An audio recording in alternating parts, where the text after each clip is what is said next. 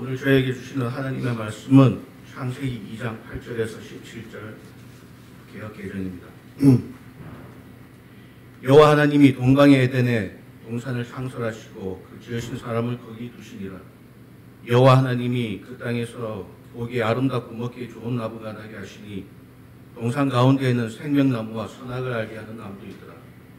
강이 에덴에서 흘러나와 동산을 적시고 거기서부터 갈라져 네 근원이 되었으니 첫째 이름은 비손이라.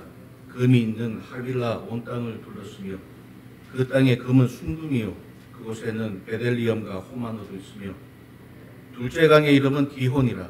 구스 온 땅을 둘렀고 셋째 강의 이름은 히데겔이라.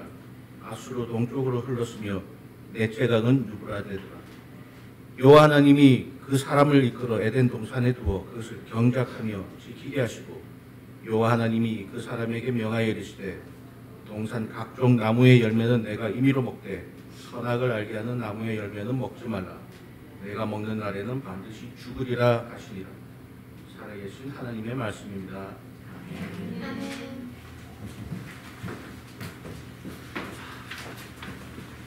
창세기 2장 8절에서 10절의 말씀을 가지고 에덴의 자유와 법이라는 제목으로 은혜를 나누겠습니다. 우리가 잘 알듯이 창세기 1장에서 창조 6째 날 사람을 창조하셨습니다. 사람 남자와 여자를 창조하셨습니다. 그리고 창세기 2장에 와서도 하나님이 사람을 창조하신 이야기를 다시 한번 다루고 있는데 창조 6째 날, 그러니까 1장에서 다루지 않았던 이야기를 창세기 2장에서 더 추가를 하고 있습니다. 그러니까 창세기 2장에서 사람과 관련된 것에 대해서 추가된 것이 뭐냐면 하나님께서 에덴이라는 동산을 창조하시고 그곳에 사람을 두셨다라는 거예요. 창세기 1장에서는 어디에 사람을 두셨는지 나오지 않았는데 창세기 2장에서는 에덴이라는 것을 창설하시고 그곳에 사람을 두셨다라는 정보가 2장에서 나옵니다. 오늘 8절 함께 보겠습니다. 시작. 여호와 하나님이 동방의 에덴에 동산을 창설하시고 그 지으신 사람을 거기 두시니라. 하나님은 물에서 묻이 드러나게 하시고 그 묻에다가 어느 한 곳에다가 에덴이라는 곳을 창설하셨습니다. 그러니까 무슨 엄청나게 넓은 곳이죠. 지금 우리의 지구에 해당하는 많은 땅입니다. 그런데 그 어느 한 곳에 알지 못하는, 지금도 어딘지 알지 못하는 곳에 에덴이라는 곳을 창조하셨습니다. 근데 에덴이 어디 있는지, 에덴이 어떻게 지어졌는지는 조금 정보가 있는데 동쪽이라는 위치가 있어요. 동쪽이라는 위치가 있다는 것만 알 수가 있습니다. 그러니까 모세가 동쪽이다라고 했으니까 모세가 있었던 곳에서 동쪽이라는 것은 확실합니다. 그렇죠? 그래서 여러 가지 유추를 해보면 모세가 이것을 동방이라고 했기 때문에 고대 이스라엘에서 조금 동쪽일 것이다. 그리고 네 강의 이름이 나옵니다. 네 강의 이름 우리 잘 알지 못하지만 네 강의 이름 중에 히데겔과 유브라데라는 강이 있어요. 히데겔, 유브라데. 근데 히데겔과 유브라데라는 그 강의 이름이 지금도 사용되고 있는 지역이 있습니다. 그래서 히데겔이라는 말은 티그리스 강, 그리고 유브라데는 유프라테스 강이라는 말로 지금도 사용됩니다. 여러분 초등학교 때나 중학교 때 아마 이 강들을 배웠을 거예요. 그러니까 그림 보시면 녹색으로 표시된 그 지역이 그 곡식이 많이 나는 지역인데 지금 이라크와 시리아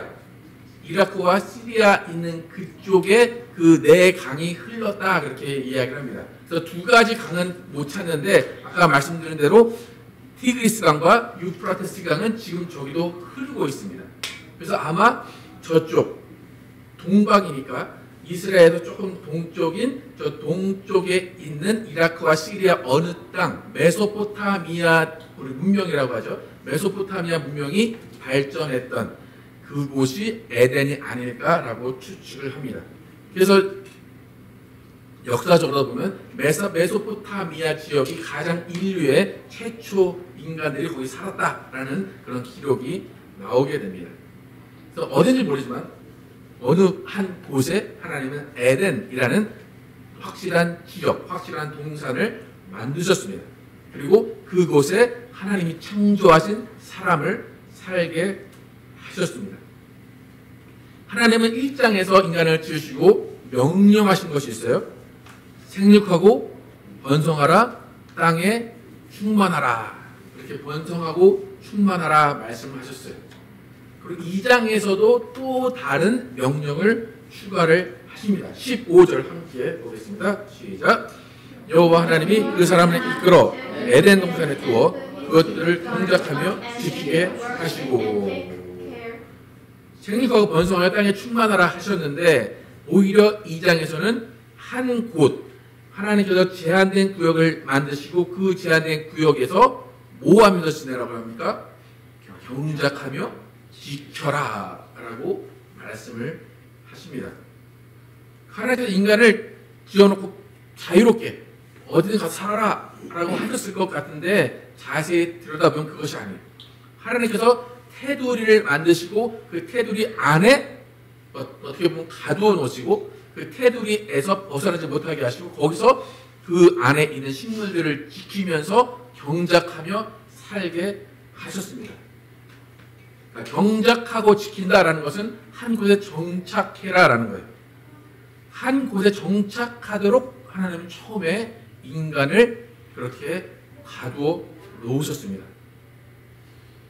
여러분, 누군가 여러분을 테두리에 가둬놓는다라고 하면 여러분은 어떤 생각이 들 겁니까?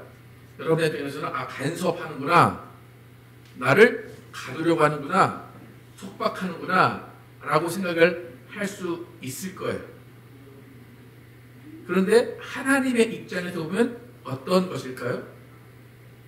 가두고 속박하는 것이 아니라 지키고 보호하는 것입니다. 여러분, 자녀들 낳아놓고 방목하신 분 계십니까? 내가 낳아서 나가라. 아니죠? 자녀를 낳고는 여러분 어떻게 하십니까? 가둬놓고 지켜줍니다. 그래서 왜 그럽니까? 그들을 보호하기 위해서입니다. 그러니까 농장에서 닭을 방목해서 키운다고 해요. 그러면 방목해서 키워도 어느 테두리 안에 가둬놓고 방목해서 키웁니다. 근데 그 테두리를 치는 이유는 뭡니까? 그 닭을 해치는 외부의 침입으로부터, 외부의 요인으로부터 그 닭들을 보호하기 위해서입니다. 그러니까 테두리를 친다, 가두어 놓는다, 거기다 둔다라는 것은 보호의 의미가 있어요. 그러니까 그 닭이 자유롭게 살 수 있는 그 일을 보호하기 위해서, 그들에게 자유를 위협하는 요소로부터 그들을 보호하는 것입니다. 하나님이 에덴 동산을 만드신 것도 마찬가지예요. 그들의 자유를, 그들에게 주신 하나님의 복들을 해치는 외부의 요인으로부터 보호하시기 위해서 그들을 에덴에다가 두신 거예요. 하나님이 제한된 거주 지역을 만드셨다는 것을 여러분 확실히 아셔야 됩니다. 이제 본격적으로 그들은 하나님이 가두어 놓으신, 하나님이 두신 그곳에서 하나님과 함께 생활을 합니다. 하나님과 함께 생활을 하는 지역이 있고 하나님과 함께 생활하는 시간이 있습니다. 그렇다면 하나님과 함께하는 공간, 하나님과 함께하는 시간에는 반드시 규칙이 있어야 됩니다. 자녀를 키울 때 자녀들 마음대로 하는 것이 아니라 자녀들을 키우면서 그 가정의 규칙을 알려주고 그들을 교육하듯이 하나님도 마찬가지예요. 하나님도 그들을 에덴 동산에 지어 놓으시고 그 에덴 동산에 하나님의 규칙을 지어 놓으십니다. 다시 한번 15절에서 17절까지 다시 한번 읽어보겠습니다. 시작. 여호와 하나님이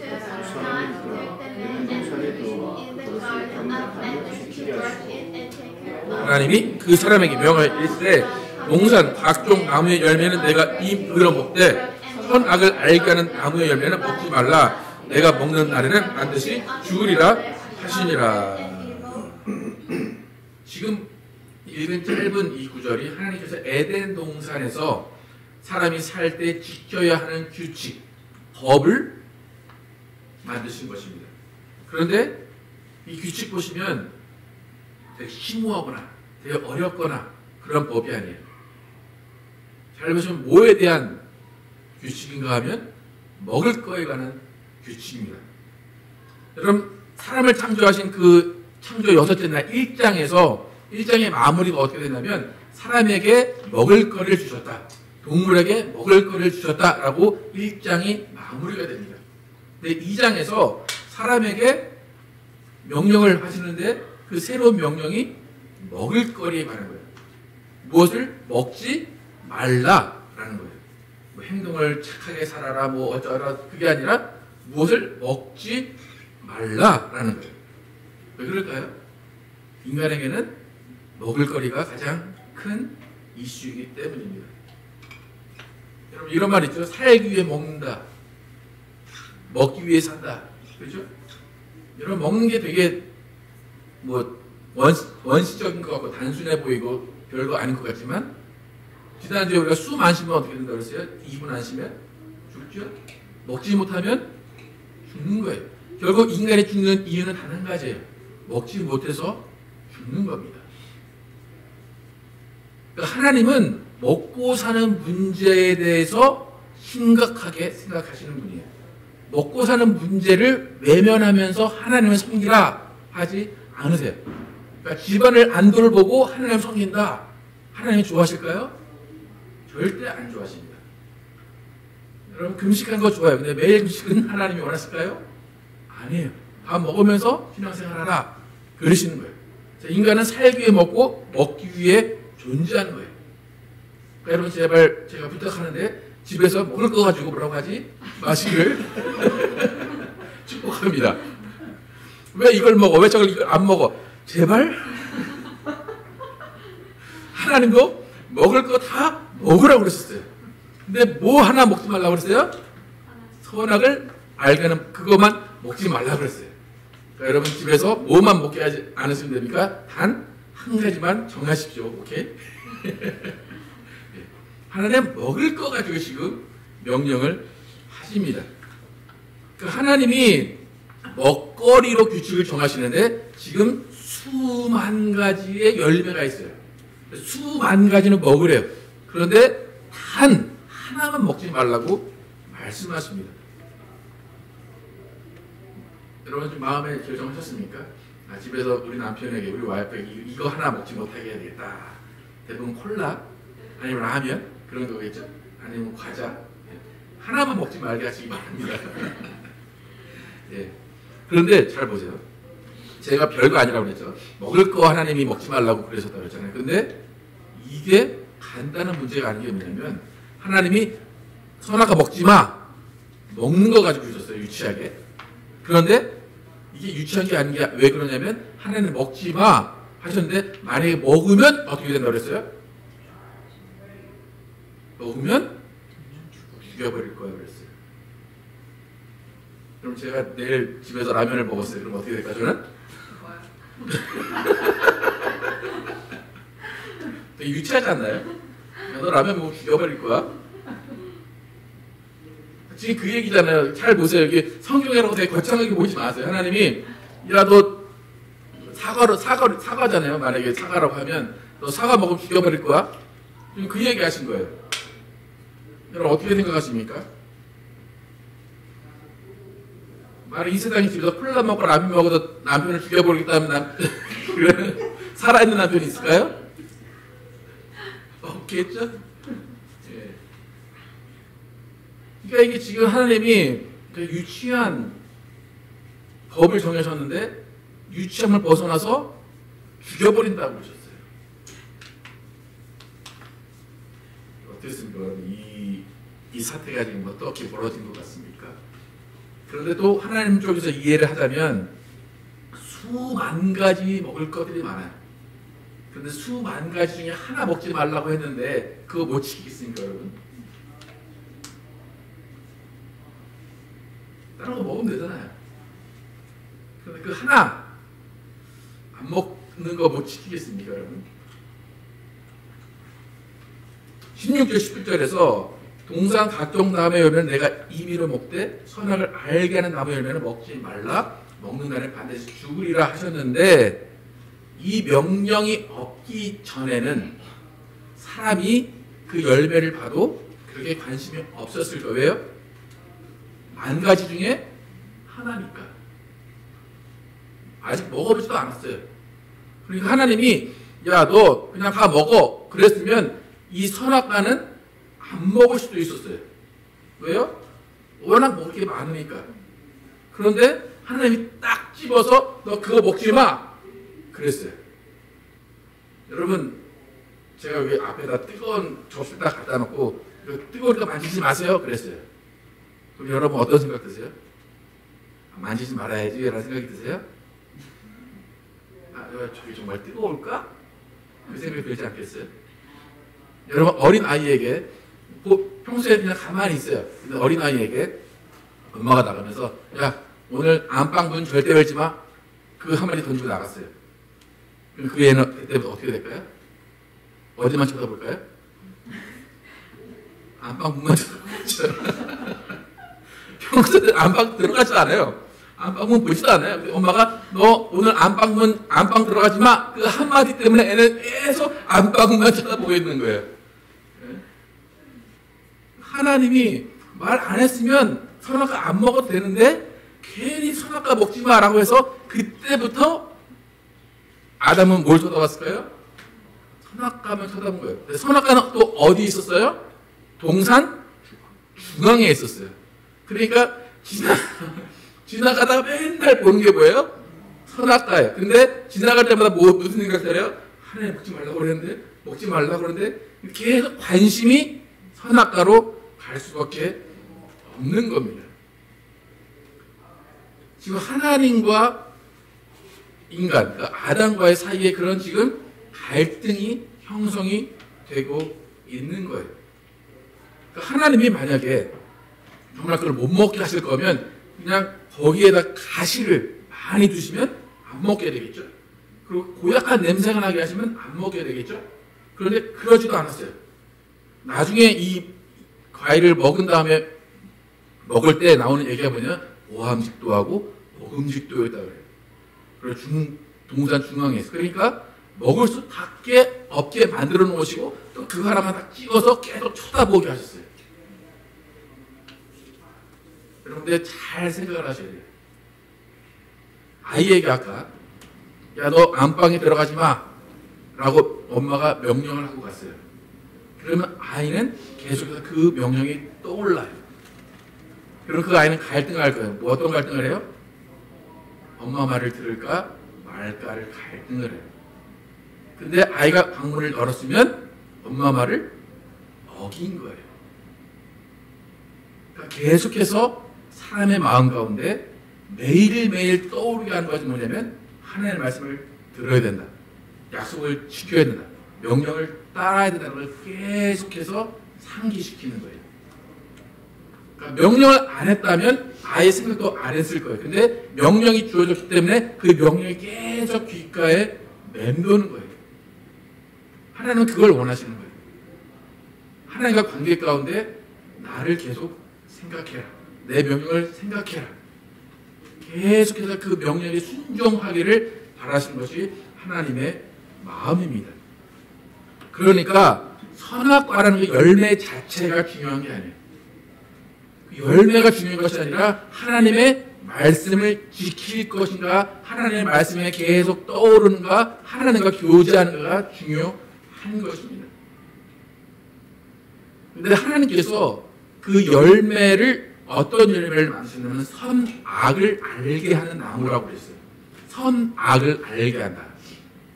선악을 알게 한다라는 것은 뭐냐면 내가 어떤 일을 봤을 때 그 일이 맞았다 틀렸다를 결정할 기준을 깨닫게 된다는 거예요. 선악을 알게 하는 그 나무에는 어떤 효능이 있냐면 내가 그 나무를 열매를 먹으면 아 이것은 맞아 이것은 틀려 라고 기준을 세울 수 있게 된다는 거예요. 여러분 선과 악의 기준은 어디에 있습니까? 여러분 저를 보실 때 선한 것 같아요? 악한 것 같아요?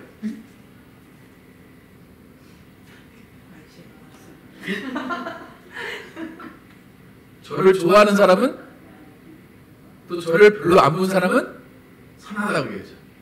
우리 와이프 뭐라 그럴까요? 저런 못된. 네. 그 기준은 누구에게 달려있는 거예요? 내 마음이죠. 여러분이 좋아하는 사람을 다른 사람은 싫어할 수도 있어요. 왜 그래요? 다 각자의 기준이 있기 때문에. 그게 뭐냐면 선악과를 먹은 결과라는 거예요. 선악의 기준은 누가 정하는 것이냐면 하나님이 정하시는 거예요. 하나님이 선하다 하면 그 다음부터는 선한 거예요. 하나님이 악하다 하면 그 다음부터 악한 거예요. 여러분은 어떨까요? 이건 선한 거야 라고 했어요. 하나님이. 여러분 보기에 악할 수 있죠. 왜 그럴까요? 여러분은 선악과를 먹은 후손이기 때문에 그런 거예요. 그러니까 선악을 알게 한다는 것은 뭐냐면 내가 판단할 수 있다라고 생각하는 거예요. 내가 결정할 수 있다라고 생각하는 거예요. 내가 기준이 있다라고 착각하게 만드는 것이 선악과예요. 선악과가 무엇인지 아시겠습니까? 하나님이 선악과에 그런 효능을 집어넣으셨어요. 그래서 그 다음부터 눈이 떠지는 거예요. 원래 자연 그리고 피조물들은 판단하거나 결정하는 존재가 아니에요. 피조물은 하나님이 말씀하신 것에 따르며 순종하는 존재예요. 여러분 강아지를 키울 때 왜 키웁니까? 강아지가 내 말을 잘 따라주기 때문이에요. 근데 강아지가 갑자기 내가 말할 때 이러면 어떻게 돼요? 그 강아지는 어떻게 돼요? 무지개 다리를 건너겠죠? 여러분 하나님이 피조물을 지어놓으신 이유는 뭐냐면 내 말에 순종해라. 내 말대로 살아라. 내가 지으신 법칙대로 살아라 라는 거예요. 그런데 선악과를 먹은 이후로는 그 기능이 마비가 된 거예요. 내 마음대로 살 수 있고 내가 결정할 수 있고 하나님이 틀릴 수도 있다라고 생각하기 시작한다는 것입니다. 여러분 우리의 삶은 하나님이 지어놓으셨어요. 하나님이 지어놓으셨으면 지어놓으신 존재가 원래 계획한 대로 살아가는 것입니다. 그러나 사람이 똑똑하다, 사람이 이성적이다, 사람이 현명하다라는 것은 사람이 결정할 수 있다라고 착각하기 때문이에요. 그래서 마귀가 선악과를 먹도록 아담과 하와에게 유혹할 때 뭐라고 했냐면 너도 하나님같이 될 수 있어 라고 한 거예요. 그게 뭐냐면 너도 결정할 수 있어. 너도 판단할 수 있어. 너도 모든 것들을 사리 판단으로 구별할 수 있어 라고 한 거예요. 근데 하나님은 원래 그렇게 지어놓지 않으셨어요. 여러분 우리는 지금 창세기를 읽고 있어요. 창세기는 하나님이 창조주로서 피조물들을 지으신 이야기예요. 그 이야기는 뭐냐면 하나님이 지으신 그대로 모든 피조물들은 살아가게 하셨다는 겁니다. 그럼 창조주는 모든 것들을 지어놓으시고 모든 것의 기준이 돼요. 그 이유는 뭐예요? 단순해요. 창조주가 지었기 때문입니다. 여러분이 찰흙으로 문을 만들었어요. 그것을 여러분 부실 수 있어요. 왜요? 여러분이 만들었기 때문입니다. 무슨 말인가 하면 창조주는 절대 죽지 않아요. 그런데 피조물은 죽을 수밖에 없습니다. 오늘 17절 함께 한번 읽어보겠습니다. 다시 한번 읽어보겠습니다. 시작. 선악을 알게 하는 나무는 먹지 말라. 내가 먹는 날에는 반드시 죽으리라 하시니라. 이 이야기를 줄이면 뭐냐면 나는 창조주 하나님이야. 너희는 피조물이야 라는 거예요. 그럼 누가 죽으리라 얘기할 수 있습니까? 여러분이 누구한테 죽으리라 할 수 있습니까? 그건 죄죠, 그죠? 하나님이 지금 인간에게 죽으리라 했어요.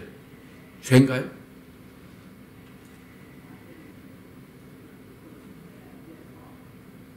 많은 사람들이 기독교를 비판할 때 뭐냐면 하나님이 사랑의 하나님이지 않냐? 사랑의 하나님이 왜 인간을 죽이냐? 그거예요. 하나님이 인간을 왜 죽일까요? 왜 죽일 수 있을까요? 창조주니까 그래요. 그래서 우리가 그것을 인정하면 하나님을 믿는 것이고 그것을 인정하지 않으면 하나님을 믿지 못하는 거예요. 창조주는 죽지 않지만 피조물은 죽게 되어 있어요.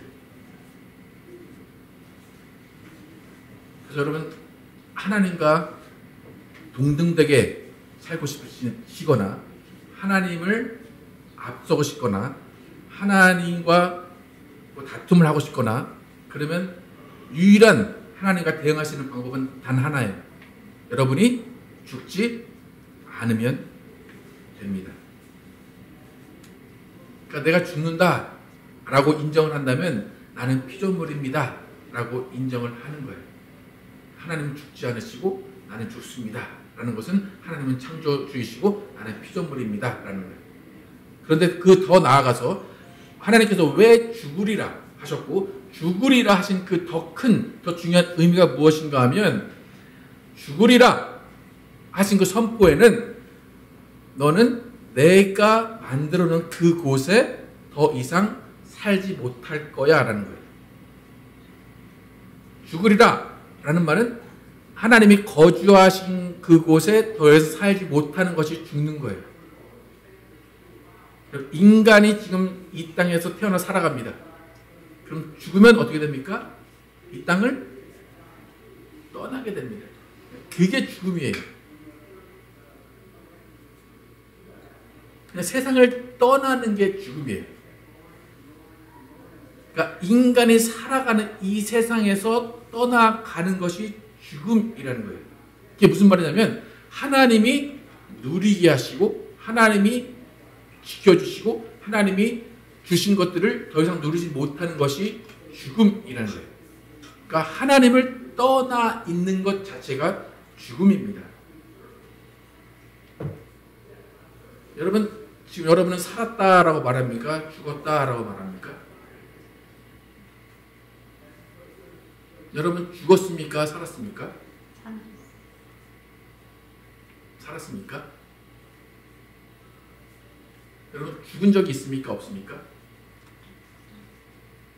없습니까?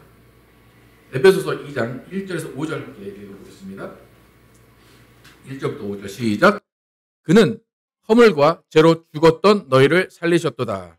그때 너희는 그 가운데서 행하여 그 세상 풍조를 따르고 공중의 권세 잡은 자를 따랐으니 곧 지금 불순종의 아들들 가운데서 역사하는 영이라. 전에는 우리도 다 그 가운데서 우리 육체 욕심을 따라 지내며 육체와 마음에 원하는 것을 하여 다른 이들과 같이 본질상 진노의 자녀이었더니 긍휼이 풍성하신 하나님이 우리를 사랑하신 그 큰 사랑을 인하여 허물로 죽은 우리를 그리스도와 함께 살리셨고 너희는 은혜로 구원을 받은 것이라. 여러분 분명히 죽은 적이 없다고 그랬어요. 살아있다고 그랬어요. 그런데 지금 바울은 1절과 5절에서 우리가 어떤 상태였대요? 허물로 죽었대요. 여러분 죽었어요. 그런데 지금 살고 있어요. 그래서 우리가 예수 안 믿는 사람들에 대해서 그들은 어떤 상태라고 얘기합니까? 영이 죽었다라고 그래요. 우리도 죽었었고 그런데 에베소에서 예수로 인해 살았다라는 거예요. 그러니까 그것은 예수로 인해 살았다는 것은 예수로 인해 다시 한번 하나님과의 관계가 회복됐다는 거예요. 우리가 죽었다라는 것은 에덴 동산에서 하나님의 죽으리라 하셨기 때문에 죽은 거예요. 그 죽은 것은 뭐예요? 하나님이 만들어진 에덴 동산에서 떠나게 됐다는 거예요. 에덴 동산에 더 이상 거주하지 못한다는 거예요. 우리가 사는 이곳은 뭡니까? 세상이죠. 에덴 동산이 아니죠. 그러니까 우리가 이 땅에 응애하고 태어났을 때 우리는 죽은 겁니까? 산 겁니까? 죽은 겁니다. 죽은 겁니다. 왜요? 죽은 상태로 태어나는 거예요. 뭐가? 영이 죽은 상태로 태어나는 거예요. 그런데 숨만 쉬는 거예요. 그런데 예수로 인해서 하나님과 연결이 된 다음에는 그때는 죽은 게 아니라 살아난 거예요.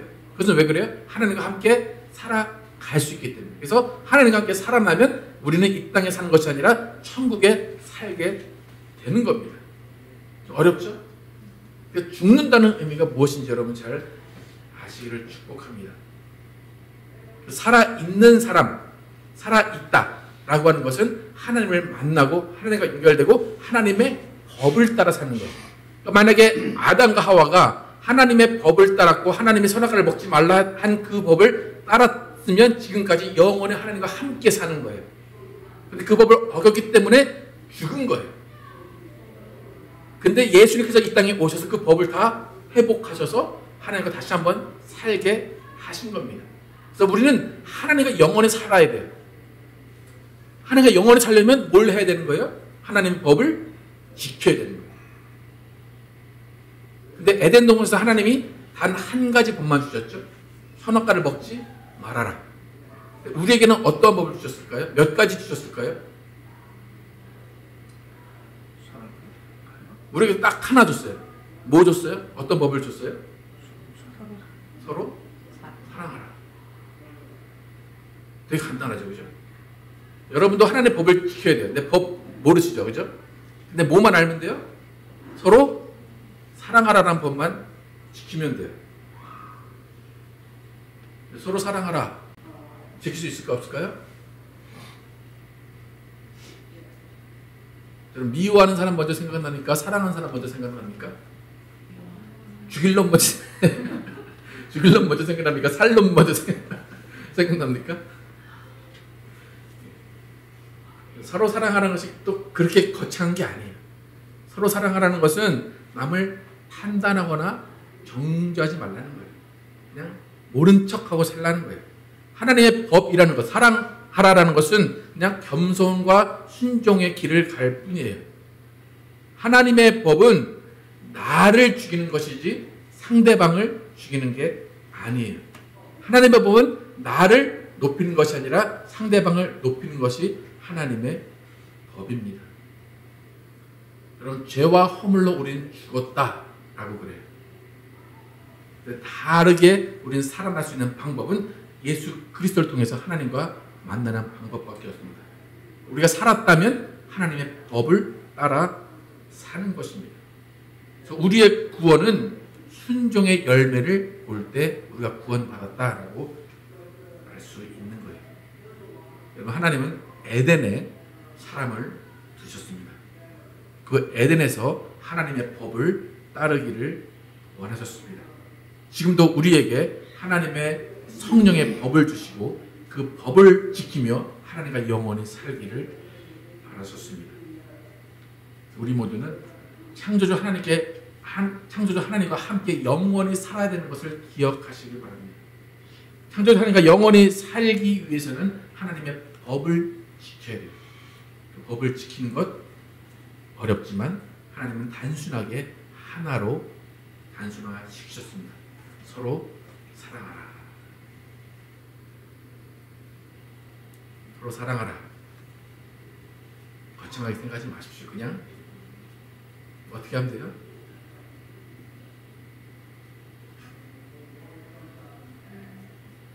놔두시면 돼요. 그래, 넌 너대로 살아라. 내가 인정할게. 이렇게 하시면 됩니다. 정 안 되겠으면 하나만 먹지 말게 하시면 됩니다. 여러분, 우리는 정말로 하나님이 창조주심을 기억하시고 우리는 피조물로서 죽을 수밖에 없는 자임을 기억하시고 하나님과 함께함으로 또 우리의 삶이 하나님과 영원히 살 수 있음을 기억하시면서 하나님과 동행하시는 여러분과 제가 되기를 예수의 이름으로 축복합니다.